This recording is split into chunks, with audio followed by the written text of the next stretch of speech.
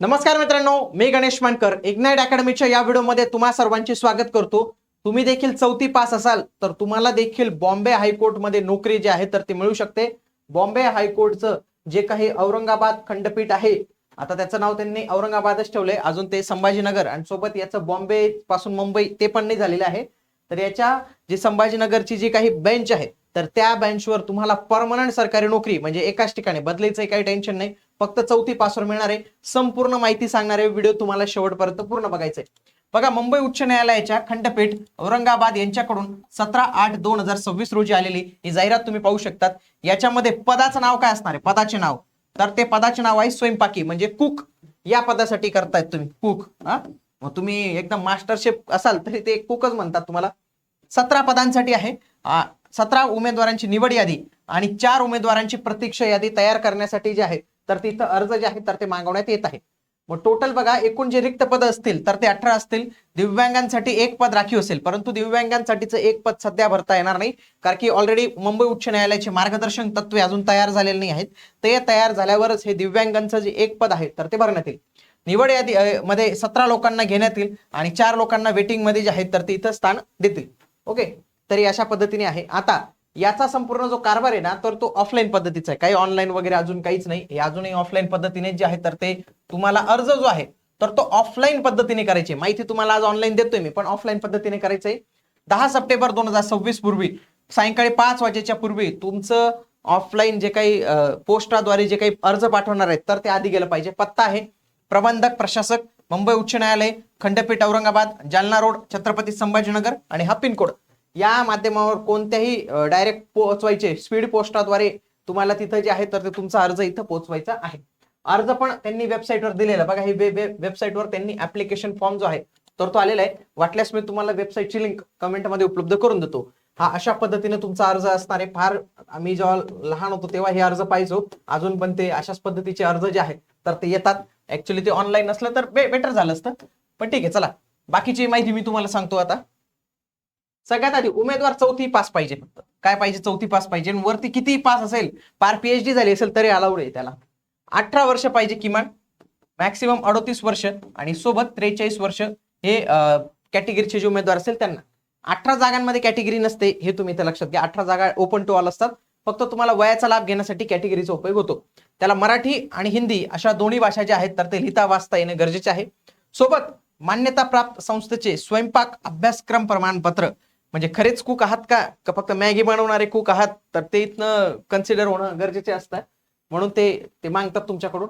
सोबत उमेदवाराला फक्त व्हेज यायला पाहिजे असं नाही, नॉन व्हेज पण बनवावं लागेल त्याला, स्पष्ट इथं सांगून दिले। शाकाहारी पण लागेल आणि मांसाहारी पण खाद्यपदार्थ त्याला बनवावं लागेल, म्हणजे दोघी त्याला बनवणे आलं पाहिजे। बाकी या काही अटी दिलेल्या त्या काही विशेष नाही। हा, सोबत ज्या तुम्ही अर्ज जोडणार आहात, हा अर्ज जोडणार आहात त्याच्या मागे कागदपत्र जोडायचे। कागदपत्र कोणती कोणती लागतील, सगळ्यात आधी तुमची शैक्षणिक पात्रता 1 नंबरला ठेवायची। त्यांचं म्हणणं आहे 4थीची लावा, 7वीची लावा, 10वीची लावा, 12वीची लावा, पदवीची लावा। एखादा उमेदवार काय म्हणेल, जर माझ्याकडे 4थीचीच नाही हो, 4थीला लय लहान होतो, काही माहित नाही आता घरच्यांनी कुठे ठेवलं असेल आणि त्यावेळी आपण सांभाळत पण नव्हतं 4थीचं 7वीचं, शक्यतो नाही राहिलं तरी चालेल। हा, जिथं 4थीचे गुण भरायचे ना त्यांनी तिथं सांगितलं की 50% करून द्यायचे फक्त, कारण की तिथं गुण भरायला लावलेत ना आपल्याला, तर 50% करून द्यायचे। जरी तुम्ही पार 70-80% पास झाले असाल त्याला महत्व नाही, कागद आहे का नाही आहे आणि तुमच्या स्कूलला जाऊन निघत असेल 4थीचा तर काढू शकतात, नाही तर 50% डायरेक्ट लिहून द्यायचं 4थीच्या याच्यावर आणि पुढे जायचं। बाकी 10वी 12वी पदवी लावायचं।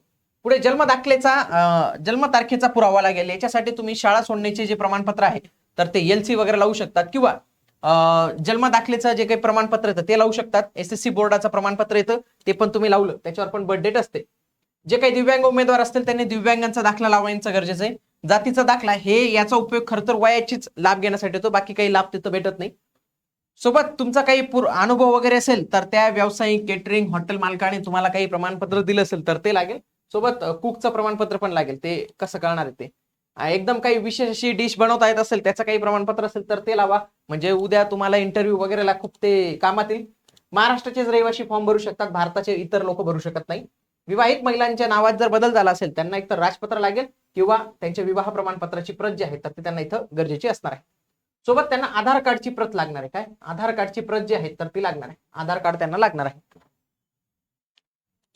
आता यासोबतच हे वरती कागदपत्र झाले, आणखी काही कागदपत्र द्यायची, ते म्हणजे चारित्र्य प्रमाणपत्र द्यायचे. चारित्र्य प्रमाणपत्र 2 प्रतिष्ठित व्यक्तीचे. लोक काय करतात, 2 प्रतिष्ठित व्यक्ती म्हणजे गव्हर्नमेंट ऑफिसर शोधतात. त्यांनी तर सांगितले प्रतिष्ठित व्यक्ती म्हणजे काय, की ज्याच्यावर कुठल्याही पद्धतीचा गुन्हा नाही. लोक जातात पॉलिटिशियन कडे, त्याच्यावरच 100 गुन्हे राहतात.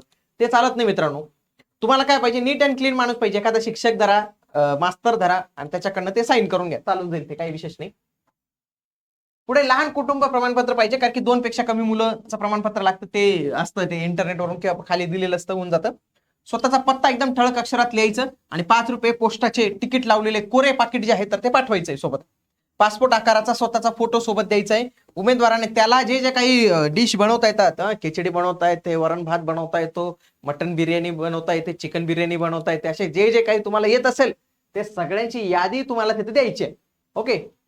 आणि जे काही पोस्ट पाकिट असतं आपलं, ते पाकिटावर वरती काय लिहायचं माहितीये का, स्वयंपाकी या पदाकरिता अर्ज. स्वयंपाकी या पदाकरिता अर्ज, ते त्या पद्धतीने असं लिहायचं. चौथीचे करणे गरजेचे नसेल तर फक्त 50% टाकलं तरी चालेल, असं त्यांनी सांगितलेलं. ओके. आता निवड तुमची कशा पद्धतीने होणार आहे, आता बघा, आता कुठल्याही पद्धतीचे तुमच्याकडनं परिचय शुल्क ते घेणार नाही, 1 रुपये घेणार नाहीये. ते तुमचे जेवढे काही अर्ज देतील त्याच्यानंतर ते शॉर्टलिस्ट करतील अर्ज, काही रिजेक्ट करतील, काही चुकीची माहिती वगैरे. शॉर्टलिस्ट केल्यानंतर जे काही मुलं पात्र होतील तर त्यांना 200 रुपये परीक्षा शुल्क असणार आहे. फक्त किती, 200 रुपये परीक्षा शुल्क असणार आहे. आता तुमची निवड कशा पद्धतीने होणार आहे लक्षात घ्या. निवडमध्ये सगळ्यात आधी तुम्ही शॉर्टलिस्ट झाले, तुम्हाला बोललं जाईल स्वयंपाकाची प्रत्यक्ष चाचणी देतील तुम्हाला, करा स्वयंपाक, त्याला 30 गुण आहेत. इथं किमान 15 गुण मिळाले पाहिजे तरच पुढे जाता येतं. शारीरिक कार्यक्षमता चाचणी, आता सामान आणायला लावतील वगैरे, काही उचलायला लावतील, ते करतील तुमच्याकडून काम. तोंडी मुलाखत वगैरे घेण्यात येईल, 10 मार्कांची, असे 50 मार्कांच्या आधारे तुमची निवड जी आहे तर ती करण्यात येणार आहे. टोटल हे आउट ऑफ 50 तुमची निवड होणार आहे. आणि एकदा का तुम्ही लागले तर तिथं तुम्ही फुल टाइम जे आहेत तर ते गव्हर्नमेंट जॉबला लागून जातात. आणि कोर्टाच्या इथंच तुम्हाला सगळं काम करावं लागतं. जे काही जज वगैरे असतात त्यांच्या घरी स्वयंपाकी वगैरेचं काम तुम्हाला करावं लागतं. एक चांगला डिसेंट जॉब असतो, काही ताणतणाव नसतो याच्यात जास्त.